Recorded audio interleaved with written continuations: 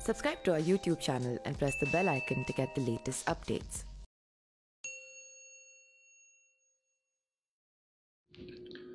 लंबे समय से बीमार चल रहे और कई तरह की बीमारियों से जूझ रहे आरजेडी सुप्रीमो लालू प्रसाद यादव का आज सिंगापुर में किडनी का ट्रांसप्लांट का ऑपरेशन सफल हो गया। उनकी छोटी बेटी रोहिणी आचार्य ने पिता को अपनी एक किडनी डोनेट की। इस ऐलान के बाद से ही रोहिणी आचार्य सुर्खियों में बनी हुई है, लेकिन पब्लिक डोमेन में उन्हें लेकर कम ही लोगों को जानकारी है। आज मैं बात करने वाला हूं कि आखिरकार कौन है रोहिणी आचार्य। रोहिणी आचार्य लालू यादव और राबड़ी देवी के 9 बच्चों में से एक है। वह लालू की छोटी बेटी और पेशे से डॉक्टर हैं। उन्होंने साल 2002 में अमेरिका बेस्ड सॉफ्टवेयर सिंह से शादी की थी। वह फिलहाल सिंगापुर में रहती हैं, लेकिन सिंगापुर में रहने के बावजूद वह भारत के राजनीतिक मामलों को लेकर सक्रिय हैं और राजनीतिक टिप्पणियां भी करती रहती हैं। मेरे लिए माता पिता भगवान है, रोहिणी ने किडनी डोनेट से पहले एक पोस्ट में लिखा था। इस दुनिया में मुझे आवाज देने वाले मेरे पिता जो मेरे लिए सब कुछ हैं। अगर मैं अपने जीवन का एक छोटा सा हिस्सा भी योगदान दे सकूं तो मैं बेहद भाग्यशाली महसूस करूंगी। माता और पिता इस धरती पर भगवान हैं और सभी उनकी सेवा करने का कर्तव्य निभाना चाहिए।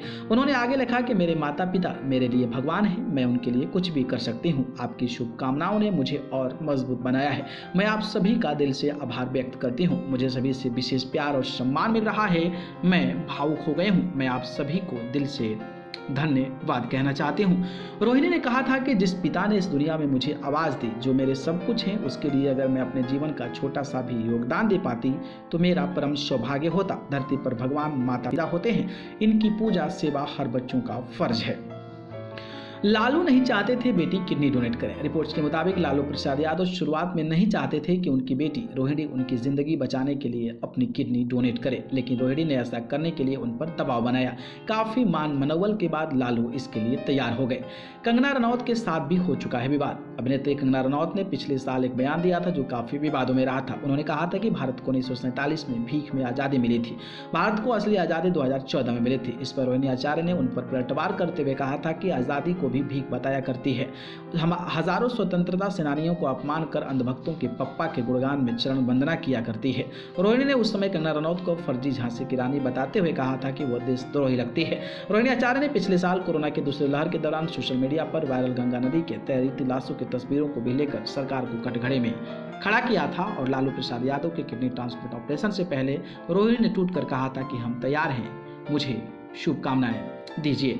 वहीं अगर मैं बात करूं तो पटना में लालू यादव के समर्थक उनकी बेहतरी के लिए हवन भी किए थे। काली मंदिर में लालू यादव की तस्वीरों और मंत्रों के उच्चारण के साथ हवन किए गए। बिहार के दानापुर में लालू प्रसाद के बेहतर स्वास्थ्य को लेकर कई मंदिरों में पूजा अर्चना शुरू की गई। लालू की तस्वीर लगाकर मंत्री और विधायक ने भी मंदिर में पूजा अर्चना की। राजद कार्यकर्ताओं ने हवन किया। ऐसी मान्यता है कि इस मंदिर में पूजा अर्चना के बाद सारी मुरादें पूरी हो जाती है। उनके छोटे बेटे तेजस्वी, बड़ी बेटी मीसा भारती और पत्नी राबड़ी देवी भी अस्पताल पहुंची हुई थी। न्यूज रूम से न्यूज लाइव के